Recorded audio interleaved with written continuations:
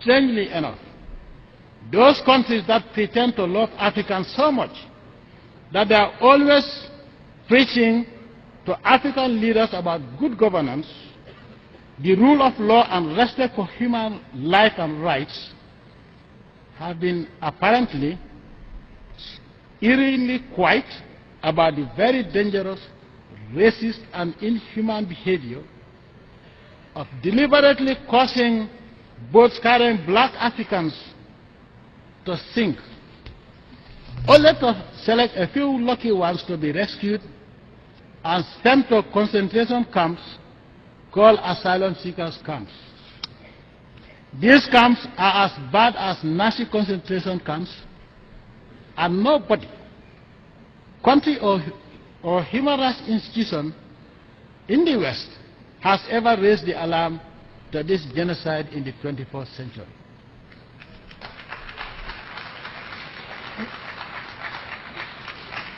Mr. President, if earlier Africans that received the European explorers before colonialism treated them the same way, Africa would not have been colonized for 400 years.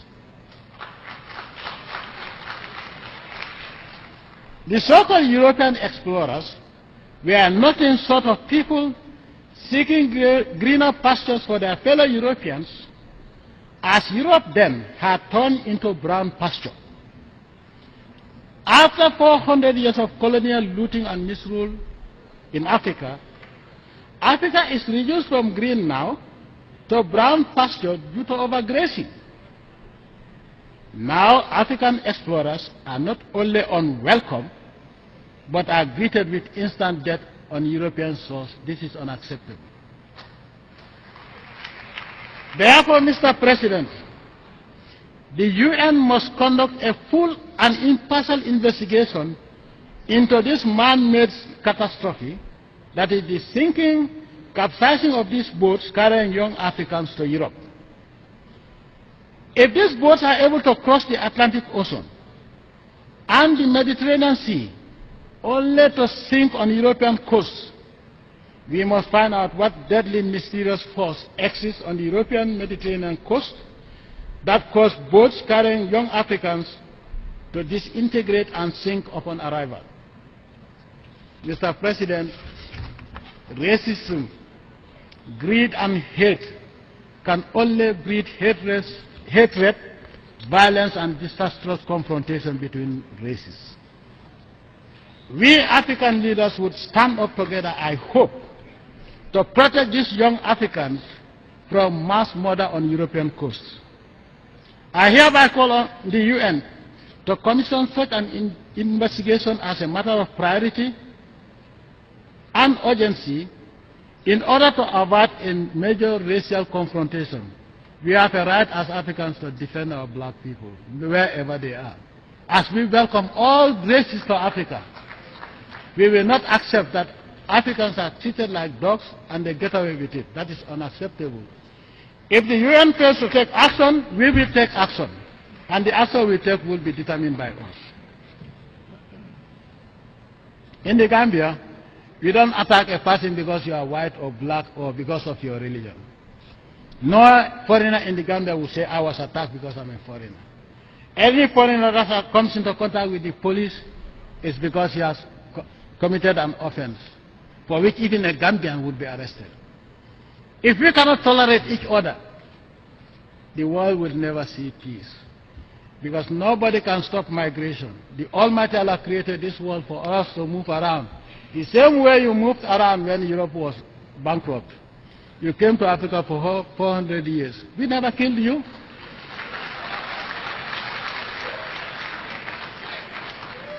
You overstayed, and some of us have to fight you out. And now you have overgrazed our land. You also want greener pastures. You cannot accept us. Send us back, but don't kill them. You have no right to kill them. Mr. President,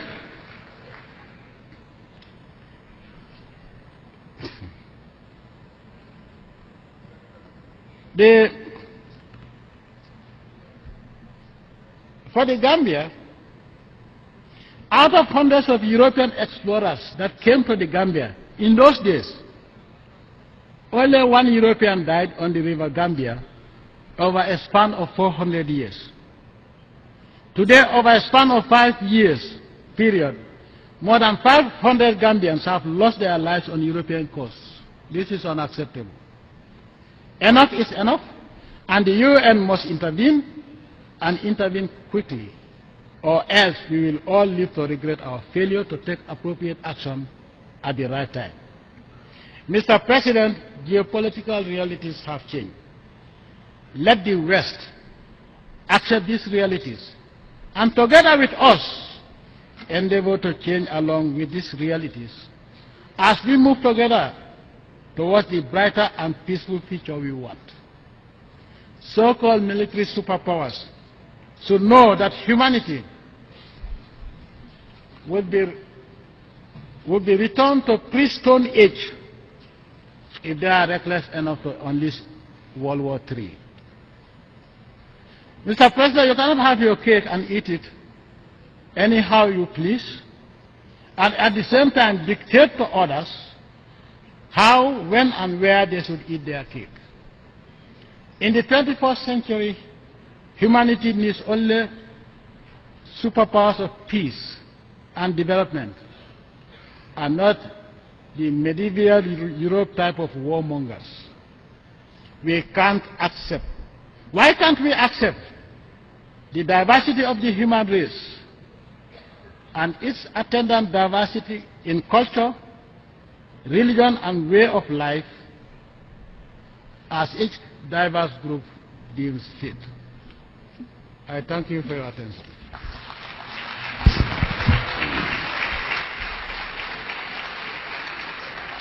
On behalf of the General Assembly, I wish to thank the President of the Republic of the Gambia for the statement made. May I request the representative to remain seated while we greet the President.